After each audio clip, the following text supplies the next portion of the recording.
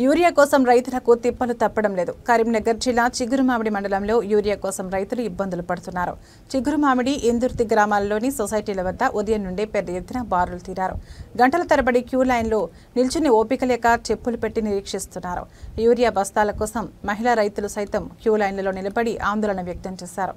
ఇంట్లో పనులను, పిల్లలను వదిలిపెట్టి యూరియా కోసం వచ్చామని, అయినా సమయానికి యూరియా బస్తాలు ఇవ్వడం లేదంటూ మహిళలు ఆగ్రహం వ్యక్తం చేశారు. సరిపడా యూరియా బస్తాలు సరఫరా చేయాలని ప్రభుత్వాన్ని డిమాండ్ చేశారు.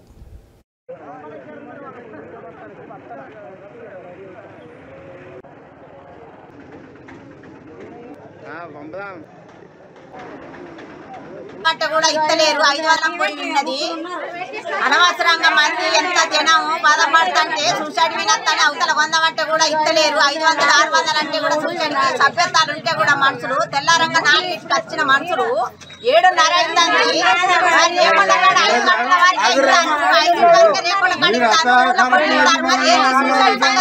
మందు బత్తాల సంగతి ఆడల వచ్చేడు ఉండు. పిల్లలేం కావాలి, జల్లలేం కావాలి, కుటుంబదేం కావాలి.